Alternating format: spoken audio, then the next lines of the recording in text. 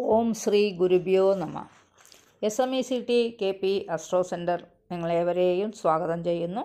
നിങ്ങൾക്കും നിങ്ങളുടെ കുടുംബാംഗങ്ങൾക്കും സർവ്വ ഐശ്വര്യങ്ങളും ഉണ്ടാവട്ടെ എന്ന് പ്രാർത്ഥിക്കുന്നു. ഇന്നത്തെ നമ്മുടെ വിഷയം ആർക്കെല്ലാമാണ് സ്വന്തമായി ഭൂമി, വീട് എന്നിവയൊക്കെ ഉണ്ടാവുക എന്നതിനെ പറ്റിയാണ്. അത് നിങ്ങളുടെ ജാതകം വെച്ച് നിങ്ങൾക്ക് തന്നെ മനസ്സിലാക്കാവുന്ന വിധത്തിലാണ് ഈ വീഡിയോ തയ്യാറാക്കിയിരിക്കുന്നത്. വീഡിയോ മുഴുവനായിട്ട് കാണുക. എന്നാലേ നിങ്ങൾക്ക് ഈ പറയുന്ന യോഗങ്ങളൊക്കെ ഉണ്ടോ എന്ന് മനസ്സിലാക്കാൻ കഴിയുള്ളൂ. അതിനു മുമ്പ് ഈ ചാനൽ ആദ്യമായിട്ടൊക്കെ കാണുന്നവരാണെങ്കിൽ ചാനലൊന്ന് മറക്കാതെ സബ്സ്ക്രൈബ് ചെയ്യുക. പിന്നെ ജ്യോതിഷപരമായിട്ടുള്ള എല്ലാ ആവശ്യങ്ങൾക്കും, ജ്യോതിഷ പഠനത്തിനും ജ്യോതിഷ കൺസൾട്ടേഷനും ഒക്കെ SMECT KP അസ്ട്രോ സെൻറ്ററുമായിട്ട് ബന്ധപ്പെടാവുന്നതാണ്. കൺസൾട്ടേഷൻ ഓൺലൈനായിട്ട് മാത്രമേ ഉള്ളൂ. ഇനി നമുക്ക് വിഷയത്തിലേക്ക് കടക്കാം. അതിനു മുമ്പ് പഞ്ചഭൂതങ്ങളെക്കുറിച്ച് ഒരു ചെറിയ കാര്യം മനസ്സിലാക്കണം. അതായത് രാശിചക്രത്തിലുള്ള ഓരോ രാശികളും ഓരോ ഭൂതത്തിൻ്റെ കീഴിൽ വരുന്നതാണ്. പഞ്ചഭൂതങ്ങൾ അഗ്നി, ഭൂമി, വായു, ജലം, ആകാശം എന്നിങ്ങനെയാണ്. ഈ വീഡിയോയിൽ നമുക്ക് ഒരു ഭൂതത്തെ പറ്റി മാത്രമാണ് ഞാനിവിടെ പറയാൻ പോകുന്നത്. ഭൂമി ഭൂതത്തെക്കുറിച്ചാണ് പറയുന്നത്. കാരണം ഈ വീഡിയോയിൽ കൂടി നിങ്ങൾക്ക് മനസ്സിലാക്കി തരാൻ പോകുന്നത് ആർക്കെല്ലാമാണ് സ്വന്തം പേരിൽ ഭൂമിയും വീട് എന്നിവയൊക്കെ ഉണ്ടാവുക എന്നതിനെ പറ്റിയാണ്. അതുകൊണ്ടാണ് ഭൂമി രാശിയെക്കുറിച്ച് മനസ്സിലാക്കിയാൽ മതി എന്ന് പറയാൻ കാരണം. രാശിചക്രത്തിൽ 3 രാശികൾ ഭൂമി രാശികളാണ്. അതായത് ഇടവം, കന്നി, മകരം. ഈ 3 രാശികളിൽ ഏതെങ്കിലും ഒന്ന് നിങ്ങൾക്ക് ലഗ്നമായി ജനിക്കുകയാണെങ്കിൽ ആ ജാതകന് തീർച്ചയായിട്ടും നിങ്ങളുടെ സ്വന്തം പേരിൽ ഭൂമിയും വീടും ഒക്കെ ഉണ്ടാകും. ഇത് നിങ്ങൾക്ക് നിങ്ങളുടെ ജാതകത്തിൽ നിന്ന് നിങ്ങൾക്ക് തന്നെ മനസ്സിലാക്കാവുന്നതാണ്. ഇവിടെ കാണിക്കുന്ന ഈ രാശികളിൽ ഏതെങ്കിലും ഒന്നിൽ ല എന്ന ഒരു അക്ഷരം അടയാളപ്പെടുത്തിയിട്ടുണ്ടാകും. അതാണ് നിങ്ങളുടെ ലഗ്നമെന്ന് നിങ്ങൾക്ക് മനസ്സിലാക്കാവുന്നതാണ്.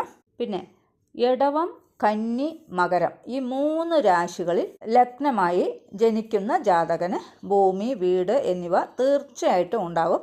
ഇത് 90% ആളുകൾക്കും നിലവിൽ ഉണ്ടാകും എന്ന് തന്നെയാണ് പറയാനുള്ളത്. എന്നാൽ ചില ഇടവം ലഗ്നക്കാർ, അതുപോലെ കന്നി ലഗ്നക്കാർ, മകരം ലഗ്നക്കാർക്ക് ഇനിയും സ്വന്തമായിട്ട് ഭൂമിയോ വീടോ ഇല്ല എന്ന് പറയുകയാണെങ്കിൽ ചില ഗ്രഹങ്ങളുടെയൊക്കെ യോഗത്തിൻ്റെ അടിസ്ഥാനത്തിൽ ചിലർക്ക് ഭൂമിയും വീടും ഉണ്ടാകാൻ ചില കാലതാമസം ഉണ്ടാകും. എന്നിരുന്നാലും ഈ 3 ഭൂമി രാശിയിൽ ലഗ്നമായി ജനിച്ചിട്ടുള്ള എല്ലാവർക്കും അവരവരുടെ ജീവിതത്തിൽ ഭൂമിയോഗം 100% ഉണ്ടാകുമെന്ന് തന്നെ പറയാവുന്നതാണ്. ഇത് നിങ്ങളുടെ ജാതകം വെച്ച് നിങ്ങൾക്ക് തന്നെ പരിശോധിച്ച് മനസ്സിലാക്കാം. അവരവരുടെ ലഗ്നം നോക്കി അറിയാവുന്നതാണിത്. ഇടവം, കന്നി, മകരം ലഗ്നത്തിൽ ജനിച്ച ഒരു ജാതകന് സ്വന്തം പേരിൽ തീർച്ചയായും ഭൂമി ഉണ്ടാകുമെന്ന് നമ്മൾ മനസ്സിലാക്കി. ഇനി എങ്ങനെയുള്ള ഗ്രഹങ്ങളുടെ യോഗം, ദൃഷ്ടി എന്നിവ ഉണ്ടായാൽ ഏത് തരത്തിലുള്ള ഭൂമിയൊക്കെയാണ് ഉണ്ടാവുക എന്നതിനെപ്പറ്റി മനസ്സിലാക്കി തരാം. നിങ്ങളുടെ സ്വന്തം ജാതകം എടുത്ത് നിങ്ങൾക്ക് തന്നെ പരിശോധിച്ച് മനസ്സിലാക്കാവുന്നതാണ്. ആർക്കെല്ലാം ഇടവം, കന്നി, മകരം ലഗ്നമാവുകയും ആ ലഗ്നത്തിൽ കുജൻ യോഗം ചെയ്ത് നിൽക്കുകയോ അല്ലെങ്കിൽ കുജൻ്റെ ദൃഷ്ടി ഉണ്ടാവുകയോ ചെയ്താൽ ആ ജാതകർക്ക് വളരെ നല്ല ഭൂമി ഉണ്ടാകും. 100% ഉറപ്പായിട്ടുള്ള കാര്യങ്ങളാണ്. നിങ്ങൾക്ക് നിങ്ങളുടെ ജാതകങ്ങൾ പരിശോധിച്ച് മനസ്സിലാക്കുകയും ചെയ്യാൻ പറ്റും. നിങ്ങൾക്ക് ഉടനെ ഒരു സംശയം വരും, കുജൻ ഒരു പാപഗ്രഹം അല്ലേ? ഈ പാപനായ കുജൻ്റെ ദൃഷ്ടി ലഗ്നത്തിലേക്ക് ഉണ്ടായാൽ എങ്ങനെയാണ് ഈ ഭൂമി വിലമതിപ്പുണ്ടാവുക, നല്ല ഭൂമി കിട്ടുക, ക്വാളിറ്റിയുള്ള ഭൂമിയൊക്കെ ആവുക എന്നൊക്കെ സംശയമൊക്കെ ഉണ്ടാകും. ഒരു കാര്യം ഇവിടെ മനസ്സിലാക്കേണ്ടതായിട്ട് ഉണ്ട്. അതെന്താണെന്ന് പറഞ്ഞാൽ ഈ കുജൻ ഭൂമിയുടെ കാരകഗ്രഹമാണ്. അതുമാത്രമല്ല മംഗളകാരകൻ കൂടിയാണ് കുജൻ. അതുകൊണ്ടാണ് ഇടവം, കന്നി, മകരം എന്നീ ലഗ്നത്തിൽ കുജൻ്റെ യോഗമോ ദൃഷ്ടിയോ ഉണ്ടായാൽ നല്ല ഭൂമി ഉണ്ടാകുമെന്ന് പറഞ്ഞത്. ചില ജാതകർക്ക് ഭൂമി സംബന്ധമായ ചില തടസ്സങ്ങളോ ടെൻഷനോ പ്രശ്നങ്ങളോ ഒക്കെ അനുഭവിക്കേണ്ടതായിട്ടും വരും. ഈ പറയുന്ന ടെൻഷൻ, തടസ്സവും പ്രശ്നങ്ങളും ഒക്കെ ഒരിക്കൽ മാത്രമേ ഉണ്ടാവുകയുള്ളൂ. എന്നിരുന്നാലും സ്വന്തം പേരിൽ ഭൂമി ഉണ്ടാവുക തന്നെ ചെയ്യും. ചില ജാതകങ്ങളിൽ കുജൻ്റെ കൂടെ സൂര്യനോ ഗുരുവോ ശുക്രനോ യോഗം ചെയ്ത് നിൽക്കുക, അല്ലെങ്കിൽ കുജൻ്റെ ദൃഷ്ടി പതിക്കുന്ന ഭാവങ്ങളിൽ സൂര്യനോ ഗുരുവോ ശുക്രനോ നിന്നാലും ആ ജാതകൻ്റെ ഭൂമി വളരെ ഭാഗ്യമുള്ള ഭൂമിയായിരിക്കും. അതായത് അധിഷ്ഠമുള്ള ഭൂമി എന്ന് വേണം അതിനെ പറയാൻ. ഒരിക്കൽ കൂടി ഇത് പറയാം. കുജൻ്റെ കൂടെ സൂര്യനോ ഗുരുവോ ശുക്രനോ യോഗം ചെയ്യുക, അല്ലെങ്കിൽ കുജൻ്റെ ദൃഷ്ടി പതിക്കുന്ന ഭാവങ്ങളിൽ ഈ പറയുന്ന സൂര്യനോ ഗുരുവോ ശുക്രനോ നിന്നാലും ആ ജാതകർക്ക് കിട്ടുന്ന ഭൂമി വളരെ ഭാഗ്യമുള്ള ഭൂമിയായിരിക്കും ഉണ്ടാവുക. ഈ ഭൂമി കയ്യിൽ കിട്ടിയ ശേഷം എല്ലാവിധത്തിലും ഭാഗ്യം നിങ്ങളെ തേടി വന്നുകൊണ്ടിരിക്കും. ഒരു ഭൂമിയൊക്കെ വാങ്ങിക്കഴിഞ്ഞാൽ അതിന് ശേഷം അവർക്ക് വലിയ ഭാഗ്യമൊക്കെ വന്നു ചേരുന്നതായിട്ട് നമ്മൾ കാണാറുണ്ട്. അതുകൊണ്ടാണ് അധിഷ്ഠ ഭൂമി എന്ന് പറയുന്നത്. അടുത്തതായിട്ടൊരു കാര്യം പറയാനുള്ളത്, ഇടവം കന്നി മകരം ഈ 3 ലഗ്നത്തിൽ ജനിക്കുകയും ഈ ലഗ്നങ്ങളിൽ കേതു നിൽക്കുകയും ചെയ്താൽ ആ ജാതകർക്ക് ഭൂമിയെ പറ്റിയുള്ള ഒരു ജ്ഞാനം ഉണ്ടാകും. അതായത് ഒരു സ്ഥലം കണ്ടാൽ ഇത് നല്ല ഭൂമിയാണോ, നല്ല വിളവുള്ള ഭൂമിയാണോ, ഐശ്വര്യമുള്ള ഭൂമിയാണോ, ഇവിടെ വല്ല ദോഷങ്ങളുണ്ടോ എന്നൊക്കെ അവർക്കത് പെട്ടെന്ന് തന്നെ മനസ്സിലാക്കാൻ കഴിയും. ഇടവം കന്നി മകരം ലഗ്നത്തിൽ കേതു നിൽക്കുന്നവർക്ക് ഭൂമി സംബന്ധമായിട്ടുള്ള ജ്ഞാനം അധികമായിട്ടൊക്കെ ഉണ്ടാകും.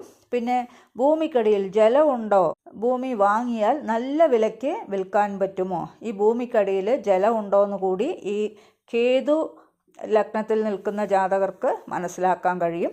ഭൂമി നല്ല വിലയ്ക്ക് വിൽക്കാൻ പറ്റുമോ എന്നൊക്കെ ഉള്ളൊരു ജ്ഞാനം ഇവർക്ക് ഉണ്ടാകും. ഭൂമിരാശി ലഗ്നമായിട്ട് അവിടെ രാഹുവാണ് നിൽക്കുന്നത് എങ്കിൽ വെളിനാട്ടിലൊക്കെ ഭൂമി വാങ്ങിക്കാനൊക്കെ കഴിയും. ഈ വാങ്ങിക്കുന്ന ഭൂമി വളരെ നീളം കൂടിയ ഭൂമിയൊക്കെ ആയിരിക്കും. പിന്നെ സ്ത്രീകളുടെ പേരുള്ള ഭൂമിയായിരിക്കും ഇവർ വാങ്ങിക്കുക.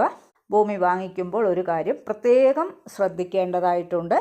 അതെന്താണെന്ന് ചോദിച്ചാൽ, ഡോക്യുമെൻ്റ് ശരിയായി പരിശോധിച്ച ശേഷം മാത്രമേ ഇവർ ഭൂമി വാങ്ങിക്കാവൂ. പിന്നെ ഭൂമിയുടെ അളവും ഡോക്യുമെൻറ്റിൽ പറയുന്ന അളവും ശരിയാണോ എന്ന് നിങ്ങൾ തീർച്ചയായിട്ടും പരിശോധിച്ച ശേഷം വേണം വാങ്ങിക്കാൻ. ഈ ഭൂമി രാശികളിൽ രാഹു നിൽക്കുന്നവർക്ക് ഭൂമിയുടെ മേലുള്ള അത്യാഗ്രഹമൊക്കെ ഉണ്ടാകും. എവിടെയെങ്കിലും വില കുറച്ച് കൊടുക്കുന്നു എന്ന് കേട്ടാൽ തന്നെ ഉടനെ ചാടി പുറപ്പെട്ടു പോയി അത് വാങ്ങിക്കാൻ നോക്കും. ആ ഭൂമിയിലുള്ള പ്രശ്നങ്ങളെപ്പറ്റി അവർ അന്വേഷിക്കുകയോ അറിയുകയോ ഒന്നും മനസ്സിലാക്കാനേ ശ്രമിക്കുകയില്ല. അബദ്ധങ്ങളിലൊക്കെ ഇങ്ങനെയുള്ളവരാണ് ചെന്ന് ചാടുക. അതുകൊണ്ട് ഭൂമിരാശി ലഗ്നമായി അവിടെ രാഹു നിൽക്കുന്നവർ ഭൂമി വാങ്ങിക്കുമ്പോൾ 1 2 പ്രാവശ്യം ചിന്തിച്ച് അന്വേഷിച്ച് ഉറപ്പുവരുത്തിയ ശേഷം മാത്രമേ ഭൂമി വാങ്ങിക്കാവൂ. ഈ രാഹു വലിയ നിലയിലുള്ള ഭൂമിയോഗമൊക്കെയാണ് തരിക. ഭൂമി വാങ്ങിക്കുമ്പോൾ ശ്രദ്ധിച്ച് വാങ്ങിക്കണമെന്ന് മാത്രമേ ഉള്ളൂ. പിന്നെ ഇടവം കന്നി മകരത്തിൽ ശനി നിന്നാൽ ഭൂമിയോഗമൊക്കെ ഉണ്ടാകും. എന്നാലും ഭൂമി സംബന്ധമായ കാര്യങ്ങളിൽ ചില തടസ്സത്തെയും താമസത്തെയും ഒക്കെ തീർച്ചയായും സൃഷ്ടിക്കും. ഇത് ഇവർക്ക് ജീവിതത്തിൽ ഒരു പാഠമായി മാറുന്ന വിധത്തിലൊക്കെ ആയിരിക്കുകയും ചെയ്യും. ഭൂമിരാശിയുടെ അധിപതി ഗ്രഹങ്ങളാണ് ഇടവത്തിന് ശുക്രനും കന്നിക്ക് ബുധനും മകരത്തിന് ശനിയുമാണ് ഈ അധിപതി ഗ്രഹങ്ങൾ. ഈ ഗ്രഹങ്ങളിൽ ഏതെങ്കിലും ഒന്ന് ബലവാനായി നിൽക്കുകയാണെങ്കിൽ ഏത് ലഗ്നമായാലും ശരി ആ ജാതകന് ഭൂമിയോഗം തീർച്ചയായിട്ടും ഉണ്ടാകും. ഭൂമിയോ വീടോ വാങ്ങിക്കുമ്പോൾ ബുധൻ ശുക്രൻ ശനി എന്നീ ഗ്രഹങ്ങളിൽ ഏതെങ്കിലും ഒരു ഗ്രഹത്തിൻ്റെ ദശയോ അപഹാരമോ നടക്കും. അല്ലെങ്കിൽ ശുക്രൻ ശനി ബുധൻ ഈ ഗ്രഹങ്ങൾ നിൽക്കുന്ന രാശി അധിപതിയുടെ ദശയോ അപഹാരമോ ഒക്കെ ഏതെങ്കിലും ഒരു വിധത്തിൽ ഈ ഒരു ബന്ധം വരുന്ന സമയത്ത് മാത്രമേ ജാതകർക്ക് സ്ഥലമോ വീടോ വാങ്ങിക്കാൻ കഴിയുകയുള്ളൂ. പിന്നെ ശുക്രൻ ശനി യോഗം, ശനി ബുധൻ യോഗം, ശുക്രൻ ബുധൻ യോഗമൊക്കെ ചെയ്ത് ഇതിലേതെങ്കിലും ഒരു ഗ്രഹം ബലവാനായാലും ഭൂമിയോഗം ഉണ്ടാകും. ജീവിതത്തിൽ എന്നായാലും അത് നിങ്ങൾക്ക് തീർച്ചയായും കിട്ടിയിരിക്കും. പിന്നെ നിങ്ങളുടെ ജാതകത്തിലുള്ള 7ാം ഭാവാധിപൻ ഈ ഭൂമിരാശിയിൽ നിന്നാൽ ഭാര്യ ഭർത്താവ് 2 പേരുടെയും പേരിലായിരിക്കും ഡോക്യുമെൻ്റ് എഴുതുക. അതേപോലെ 5ാം ഭാവാധിപതി ഈ ഭൂമിരാശിയിൽ നിന്നാൽ കുട്ടികൾ ജനിച്ച ഉടനെ തന്നെ നിങ്ങൾക്ക് ഭൂമിയോഗം ഉണ്ടാവുകയും ചെയ്യും. ഭൂമികാരകനായ കുജൻ്റെ മുന്നിലും പിന്നിലും ശുഭഗ്രഹങ്ങൾ നിന്നാലും ഭൂമിയോഗം ഉണ്ടാകും. കുജൻ നിൽക്കുന്ന രാശിക്ക് 4ൽ ഒരു ശുഭഗ്രഹം നിന്നാൽ സ്വന്തമായിട്ട് വീട് വാങ്ങിയ ഉടനെ തന്നെ സമൂഹത്തിൽ പേരും പ്രശസ്തിയും ഒക്കെ വന്നു ചേരും. കുജൻ്റെ 2-ലൊരു ശുഭഗ്രഹം ബലവാനായിട്ടൊക്കെ നിൽക്കുകയാണെങ്കിൽ, വീട് വാങ്ങിക്കുകയാണെങ്കിൽ കയ്യിൽ ധാരാളം പണമൊക്കെ ഉണ്ടാകും. കടം വാങ്ങുകയോ ലോൺ എടുക്കുകയോ ഒന്നും ആവശ്യം വരികയില്ല.